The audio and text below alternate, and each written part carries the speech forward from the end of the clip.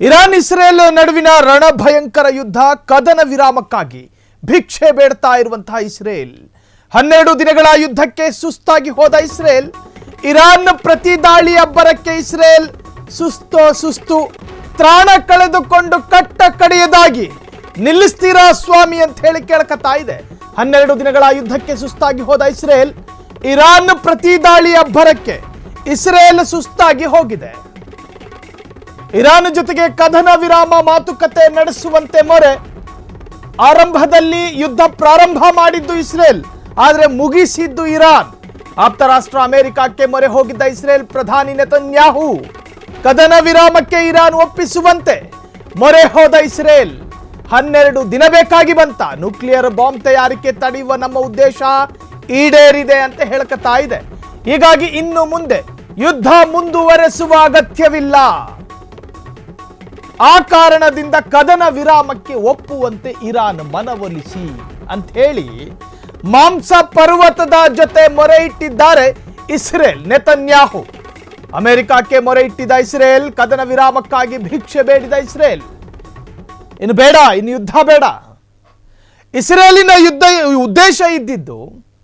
ಪರಮಾಣು ಯೋಜನೆಗಳನ್ನು ಕ್ಷೀಣಿಸಬೇಕು ಅಂತ ಹೇಳಿ ಇರಾನ್ನ ಪರಮಾಣು ಯೋಜನೆಗಳನ್ನು ಕ್ಷೀಣಿಸಬೇಕು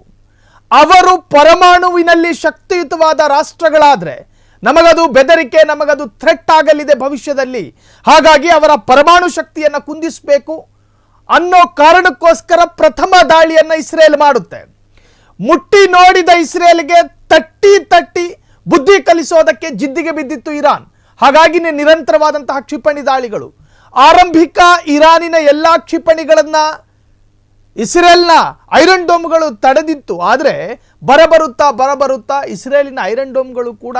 ತ್ರಾಣ ಕಳ್ಕೊಳ್ಳೋದಕ್ಕೆ ಶುರುವಾಯಿತು ಅದಾದ ನಂತರ ಮಧ್ಯಪ್ರವೇಶ ಮಾಡಿದಂತಹ ಅಮೆರಿಕಕ್ಕೂ ಕೂಡ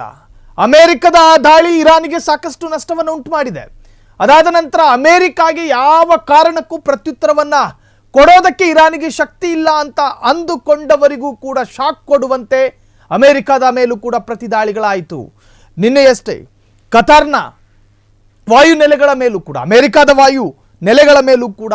ಇರಾನ್ ದಾಳಿಯನ್ನು ಮಾಡಿದೆ ಒಟ್ಟಾರೆ ಈಗ ಬರ್ತಾ ಇರತಕ್ಕಂಥ ಅಪ್ಡೇಟ್ಸ್ಗಳ ಪ್ರಕಾರ ಇಸ್ರೇಲ್ ಕದನ ವಿರಾಮಕ್ಕೆ ಅಮೆರಿಕವನ್ನ ಕೇಳಿಕೊಂಡಿದೆಯಂತೆ ಕ್ಷಣ ಕ್ಷಣದ ಸುದ್ದಿಗಳಿಗಾಗಿ ಫ್ರೀಡಂ ಟಿವಿ ಸಬ್ಸ್ಕ್ರೈಬ್ ಮಾಡಿ ಲೈಕ್ ಮಾಡಿ ಹಾಗೂ ಫಾಲೋ ಮಾಡಿ ಹೊಸ ಸುದ್ದಿಗಳ ನೋಟಿಫಿಕೇಶನ್ಗಾಗಿ ಬೆಲ್ ಐಕಾನ್ ಮೇಲೆ ಕ್ಲಿಕ್ ಮಾಡಿ